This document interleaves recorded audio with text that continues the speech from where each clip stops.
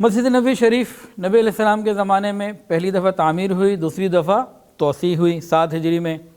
7 ہجری میں کب ہوئی فتح؟ کون سی فتح کے بعد؟ فتح خیبر کے بعد۔ اس پہ انعام کوئی نہیں ہے، ویسے جگار ہوں گے، سو نہ جائیں آپ لوگ۔ خلفائے راشدین کے زمانے میں مسجد شریف میں کیا کیا معاملات ہوتے رہے، اس کی تھوڑی سی تفصیل سن لیجئے۔ صدیق اکبر رضی اللہ عنہ کے زمانے خلافت میں مسجد نبی شریف میں کوئی توسیع نہیں ہوئی، اضافہ نہیں ہوا، تبدیلی کوئی نہیں ہوئی۔ کچھ درخت تھے کھجور کے جو ستون بنائے گئے تھے وہ بوسیدہ ہو گئے، تو ان کو پھر تبدیل کر کے نئے بہتر لگا دیے گئے۔ یہ کب ہوا؟ خلافت صدیق میں۔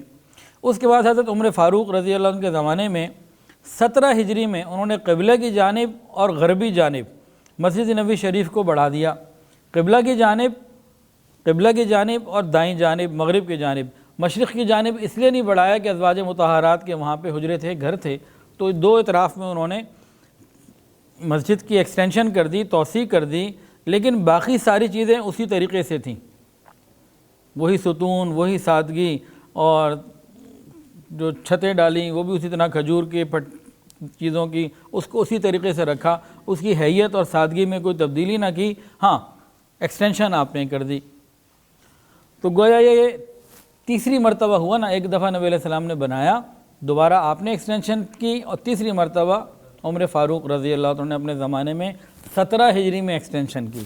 اس کے بعد حضرت عثمان غنی رضی اللہ تعالیٰ عنہ نے انہوں نے بھی مسجد کے اندر ایکسٹینشن کی، توسیع کی، لیکن جب ان کی توسیع ہوئی تو انہوں نے کچی اینٹوں کے بجائے مضبوط اور منقش پتھر لگائے، اور قلعی چونہ بھی اسے لگوایا، اور ستون بھی بجائے کھجور کے درختوں کے پتھر کے لگائے، اور سال کی لکڑی کی چھت ڈالی، یعنی اس کے اندر انہوں نے زیب و زینت میں، اس کی مضبوطی میں اضافہ کیا۔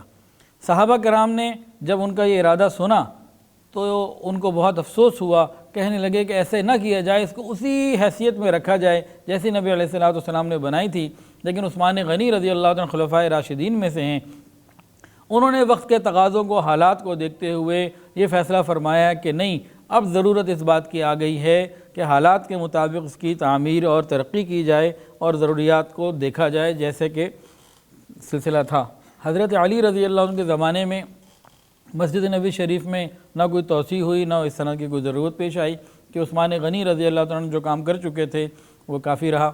پھر آگے وقت کے ساتھ ساتھ یہ توسیع ہوتی رہی، اور آج ابھی اس وقت جو مسجد نبوی شریف ہے اس کے بارے میں یوں کہا جاتا ہے کہ دور نبوی کا جو مدینہ تھا وہ تقریباً پورا ہی مسجد کے اندر آ چکا ہے، اور اگر یہ مزید ایکسٹینشن بھی ہوتی جائے تو مسجد نبوی شریف کا ثواب آج کی ایکسٹینشن میں بھی اسی طریقے سے پورا ملے گا، چاہے یہ پاکستان تک ہی پہنچ جائے، جتنی بھی بڑھتی چلتی جائے، جتنی بھی بڑی ہو جائے، تو اس کا ثواب جو ہے وہ مسجد نبی شریف والا ثواب وہ اسی طرح باقی رہے گا۔ یہ اللہ تعالیٰ کی دین ہے، عنایت ہے اور رحمت ہے۔ ویڈیو کے نیچے سبسکرائب کے بٹن پہ کلک کریں، بیل کے آئیکن پہ کلک کیجئے تاکہ ہر نئی ویڈیو کی نوٹیفیکیشن آپ کو مل جائے۔